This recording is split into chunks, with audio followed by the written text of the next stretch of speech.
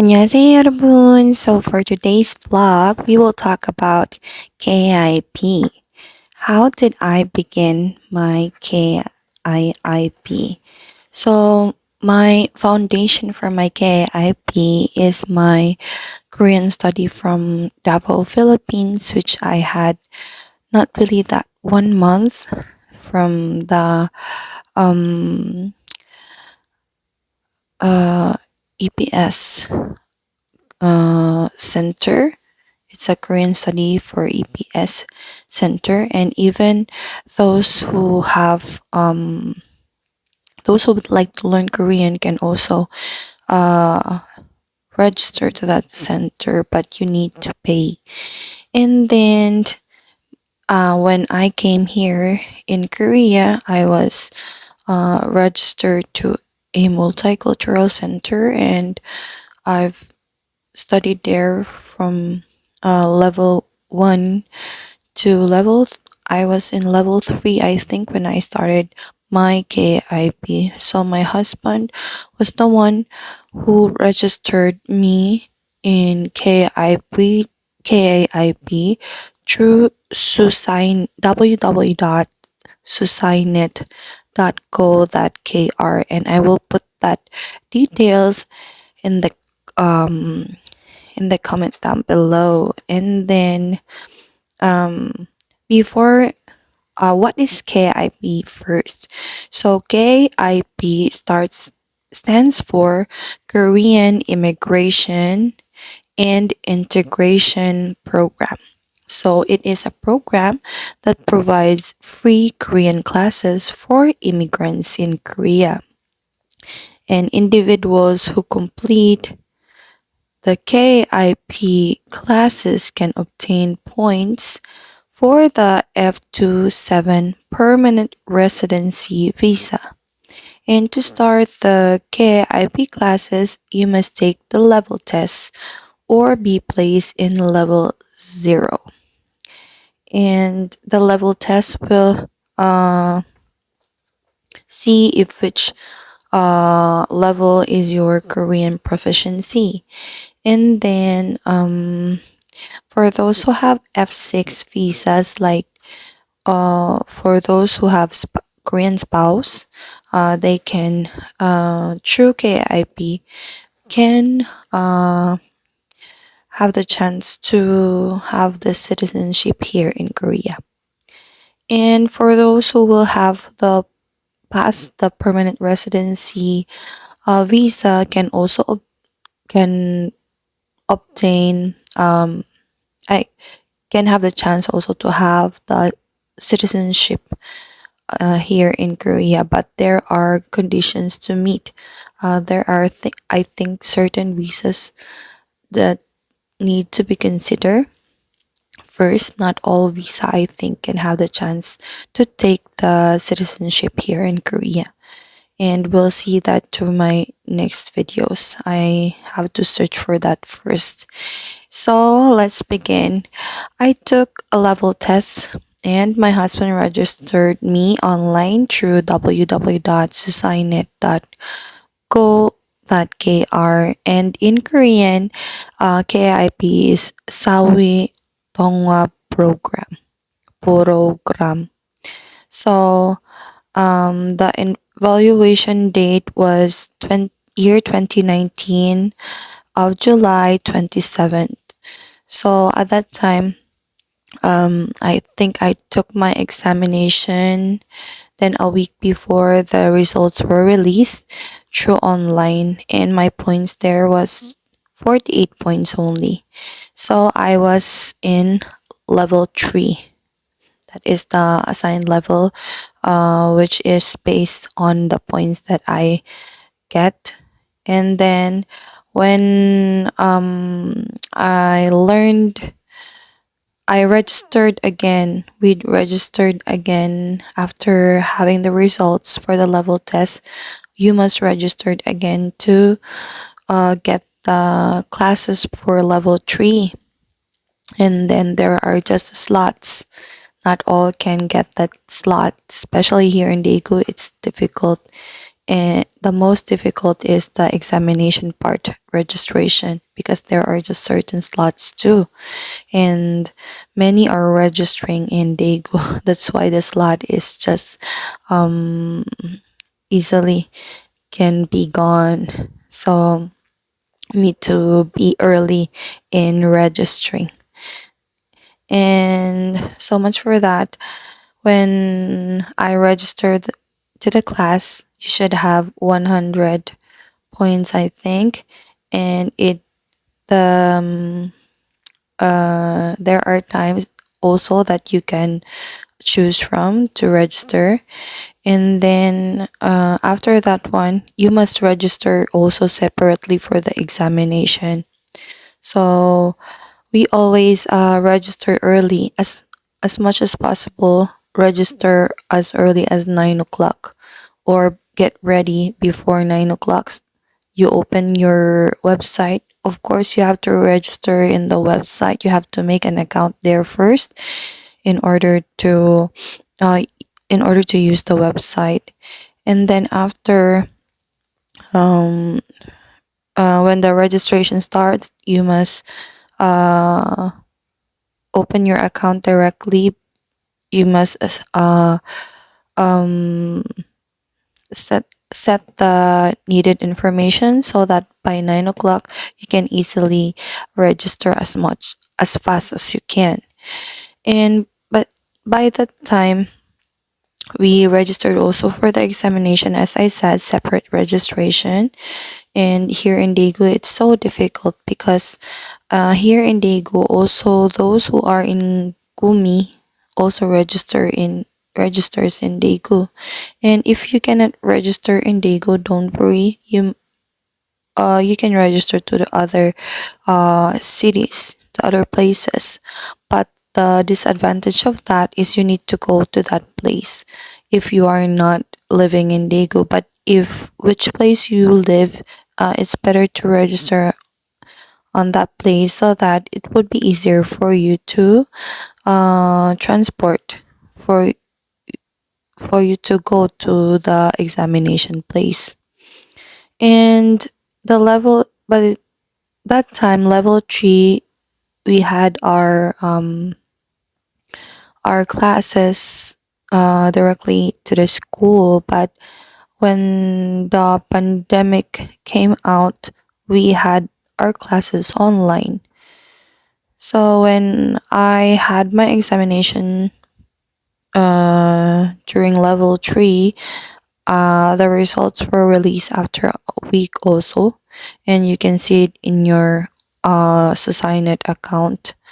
And I was able to get 73 points, and that was the biggest points that I get.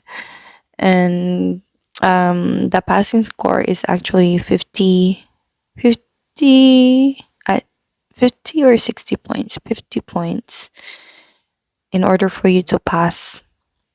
Mm, yes, six 50, 60 points. I'm sorry, I forgot the details, but I think it's like 50 or 60.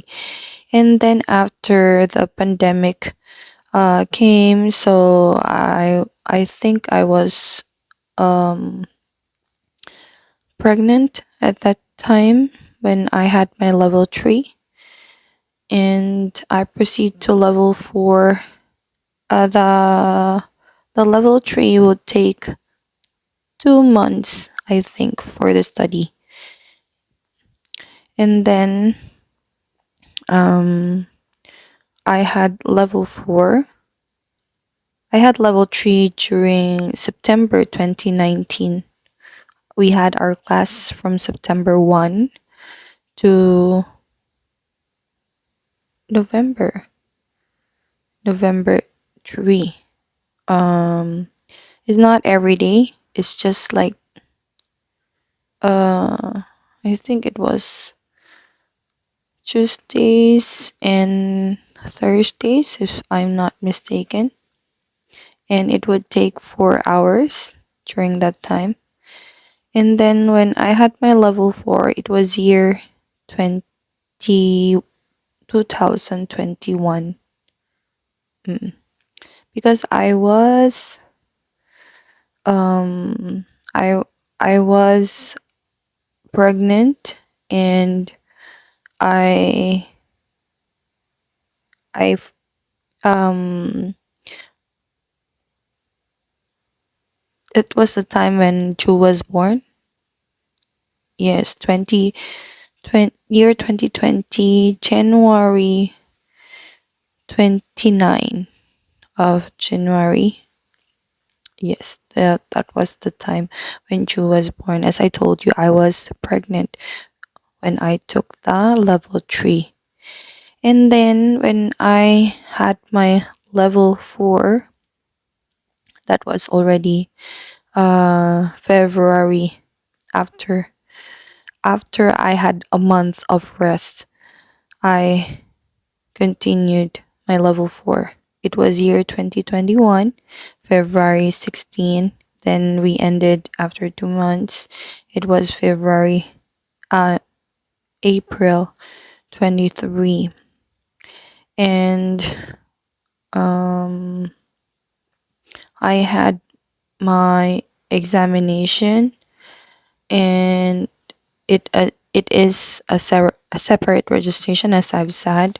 When the results were released, at this time, I had failed. It was only 47 points. I haven't reached the 50 points. I just 3 points to reach 50 points in order for me to pass. And at that time, they would consider 50 points to pass. But still, I continued. We registered, I think, again. By May, we registered for level 4 again for the examination. And it was the second time. So if it's your second time, you can directly proceed to level 5 even if you don't pass the examination. That's the great thing about that. Then when I got level 5, it was year 2022. Yes, 2022. I was all I was also, I think,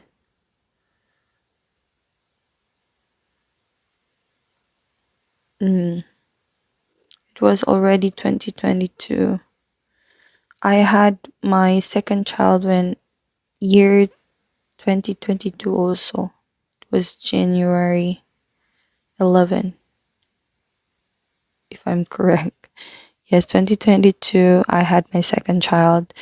2020, I had my first child. So I was, during this period when I had my KIP, I was pregnant, but still, I have my perseverance to continue the KIP journey, and they are really being supportive to me. That's why I also encourage myself to really, even if I failed, um I can stand out, and I can do this one. If they were able to do it, I will be able to do it also. That's my goal for that time. Even if, when you failed something, of course it will make you weak, but it would be your inspiration for your goal.